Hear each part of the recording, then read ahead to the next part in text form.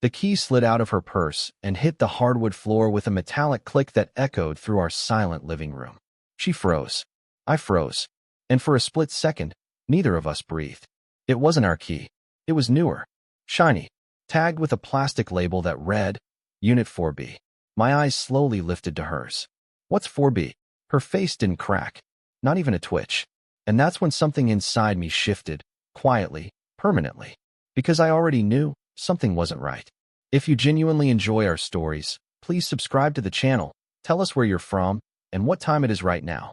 It's always fascinating to know how far our story flows. We lived in Chicago. West Loop. Clean apartment. Good life. Or at least, I thought so. Emily had been distant lately. Late nights. Work stress. More time on her phone. Less eye contact. Less everything. At first, I blamed myself. Maybe I wasn't attentive enough. Maybe marriage just cooled off. But then came the small things. She started showering the second she got home. Always face-down phone. Always smiling at texts she'd never explain. And now a key. Just a storage unit. She said quickly, bending to grab it. Too quickly. For what? I asked. Extra stuff? Seasonal things. We didn't have extra stuff. That's when it hit me. I didn't argue. I didn't push. I just nodded. And started paying attention. Over the next week, I watched her patterns like a stranger would. She left every Tuesday and Thursday around 6:30 p.m. Always dressed better than just errands. Always gone for exactly 2 hours. No groceries. No receipts. So I followed her. I told myself I wouldn't. That I wasn't that guy. But I was already in my car before I could think twice. She drove across town. Past downtown. Past neighborhoods we never went to. Then she pulled into a modern apartment complex in River North. And used that key. I stayed in my car for 20 minutes. Then I got out. The lobby had a directory. Unit 4B. No names. Just a number. I needed proof. So I waited. 47 minutes later, the elevator dinged. She stepped out. And she wasn't alone. He was tall. Confident. Laughing at something she said. His hand rested on her lower back like it belonged there. Like she belonged there. They didn't see me. I watched them walk past, toward the parking garage. That's when the truth settled in. She didn't just cheat. She had built another life. A furnished apartment. For two. I didn't confront her that night. When she got home, she kissed my cheek like nothing had happened. Missed you, she said. I smiled. Missed you too. And that's when I became someone else. Quiet. Patient. Calculating. First, I needed details. I hired a private investigator. Cost me more than I wanted, but I didn't hesitate. 3 days later, I had everything. His name was Marcus. Real estate broker. Recently divorced. The apartment? Fully leased under Emily's name. Furniture. Decor. Even photos. Photos of them. Laughing. Cooking. Living. Like I didn't exist. I stared at those pictures for hours. Not angry. Not yelling. Just empty. Then came the plan. I met with a divorce lawyer downtown. Calm voice. Sharp eyes. You want to protect assets? She asked. No, I said. I want to dismantle her world. She didn't blink. Then we do this clean.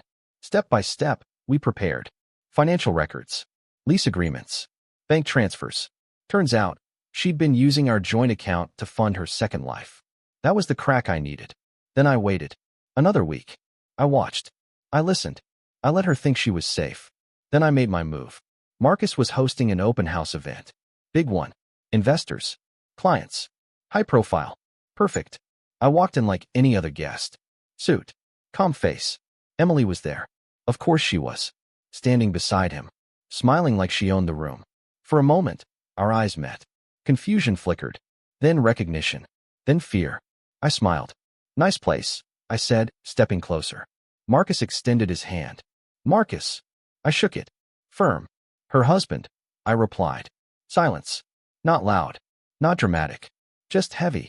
Emily stepped back. This isn't. I cut her off gently. It's exactly what it looks like. Then I turned to the small crowd gathering. I just thought everyone should know. I said evenly, pulling out printed documents. This property? Funded partly with stolen marital assets. Murmurs. Confusion. Marcus's smile vanished.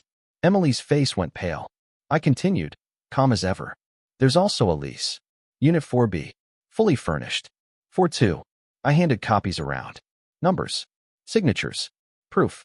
No yelling. No scene. Just facts. Marcus stepped away from her. Is this true? He asked. She didn't answer. Didn't need to. The room already knew. Within minutes, people started leaving. Whispers followed. Deals dissolved in real time. Reputation gone. I didn't stay. I walked out. Slow. Steady. Done. The divorce was finalized 2 months later. She tried to fight it at first. Then she saw the evidence. Then she saw the accounts frozen. Then she stopped.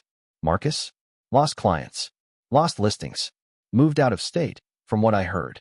Emily ended up in a smaller apartment. Alone. The one across town. Gone. I kept our place. But it didn't feel like home anymore. So I sold it. Moved into something quieter. Simpler. Sometimes, I still think about that key. How something so small unlocked everything. And destroyed it. I never asked her why. Didn't need to. Some answers don't change anything. They just make the silence louder. Now, when I come home, it's quiet. No lies. No second life. Just me. And the echo of a life I used to believe in. The end.